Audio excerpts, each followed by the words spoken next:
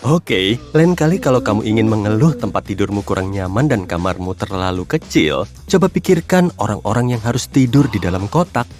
Sampai abad ke-19, itu merupakan hal yang biasa di Eropa. Dan tidur di dalam kotak bukan hanya cara hidup orang nggak mampu, bahkan para bangsawan pun harus merasakan tidur di tempat yang nggak biasa ini. Rumah-rumah pada masa itu berukuran jauh lebih kecil, dengan 1 atau 2 ruangan. Ruangan yang lebih besar berfungsi sebagai kamar tidur dan ruang keluarga, dan semua orang yang tinggal atau mengunjungi rumah tersebut tidur di sana. Bahkan di rumah-rumah dan istana berukuran lebih besar, para pelayan seringkali berbagi kamar dengan majikan mereka. Jadi, orang-orang akan merasa senang saat bisa mendapatkan privasi. Salah satu pilihan yang memungkinkan adalah memasang tirai di sekeliling tempat tidur. Tapi itu masih belum cukup dalam beberapa kasus. Dan itulah awal mula lahirnya tradisi kotak tempat tidur. Perabot yang nggak biasa ini, yang tampak seperti lemari pakaian besar, berasal dari wilayah Britania di Perancis. Beberapa kotak tempat tidur berdiri terpisah, sementara yang lain ada yang dibangun di beberapa ceruk di dalam rumah. Tempat tidur ini dilengkapi tirai atau pintu untuk privasi, dan sangat baik dalam memerangkap panas tubuh penggunanya.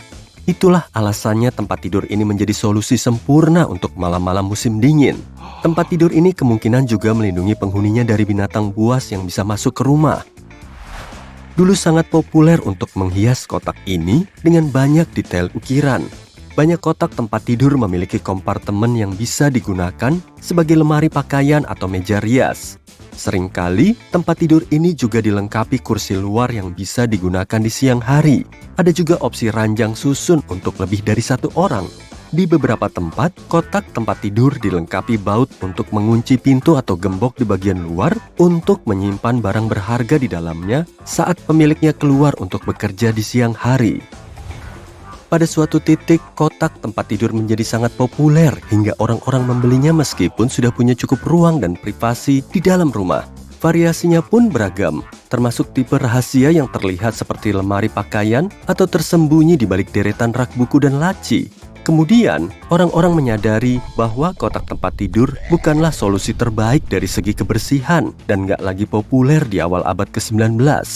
Kini, setelah ruang menjadi semakin terbatas di kota-kota besar seperti New York dan Tokyo, kotak tempat tidur nggak lagi terlihat sebagai ide yang buruk dan para desainer mempertimbangkan kembali perabot dari masa lalu ini. Kalau kamu butuh setidaknya 8 jam tidur untuk merasa bugar keesokan harinya, kamu pasti nggak akan merasa nyaman di Eropa pada masa pra-industri. Banyak surat, buku harian, tulisan filosofis, artikel koran, dan drama yang memberitahu kita bahwa membagi waktu tidur merupakan hal yang umum dilakukan di sana. Menurut Dr. Arthur Roger Eckhart, ini menjadi kebiasaan di seluruh dunia selama berabad-abad hingga mulai ditinggalkan pada akhir abad ke-17. Dia menemukan catatan tentang kebiasaan ini di berbagai sumber dari Eropa, Afrika, Asia Selatan, dan Asia Tenggara, Australia, Amerika Selatan, dan Timur Tengah. Catatan pertama tentang tidur bifasik berasal dari epos Yunani, The Odyssey. Sekitar pukul 21-23, keluarga akan tidur selama beberapa jam. Kebanyakan dari mereka berbaring di atas kasur yang diisi dengan jerami atau kain. Orang-orang yang lebih kaya memiliki kasur berisi bulu-bulu di dalamnya. Kemudian, mereka bangun selama 1 atau 2 jam. Periode ini dikenal sebagai The Watch. Saat itu belum ada alarm, jadi mereka bangun secara alami. Orang-orang menggunakan waktu ini untuk menyelesaikan apa yang belum mereka kerjakan pada siang hari, seperti menjahit, memotong kayu, membaca, atau hanya bersantai dan memikirkan masa depan. Mereka melakukan semua itu di bawah sinar bulan, di dekat lampu minyak atau lilin yang terbuat dari batang sejenis tanaman yang dilumuri malam. Para kaum kelas bawah memanfaatkan waktu The Watch untuk tugas-tugas yang lebih serius, seperti menambal pakaian, menyisir wol, atau memeriksa hewan ternak. Kemudian, semua orang akan kembali tidur dan bangun saat fajar. Beberapa orang, seperti Leonardo da Vinci dan Nikola Tesla misalnya, menggunakan metode tidur terputus itu secara ekstrem. Mereka mempraktikkan apa yang disebut tidur polifasik dengan tidur lebih dari 3 kali sehari. Da Vinci nggak ingin menyia-nyiakan hidupnya yang berharga untuk sesuatu yang rutin seperti tidur. Jadi, dia tidur selama 15 menit setiap 4 jam, yang jika dijumlahkan hanya 1,5 jam per hari. Dengan cara ini, dia bisa mendapatkan 6 jam ekstra untuk melakukan sesuatu yang lebih produktif setiap hari. Orang genius ini hidup selama 67 tahun dengan 20 tahun ekstra produktivitas dibanding orang lain. Nikola Tesla yang menghadirkan listrik ke dalam kehidupan kita sangat antusias dengan sains hingga nggak ingin berpisah darinya selama 8 jam setiap malam.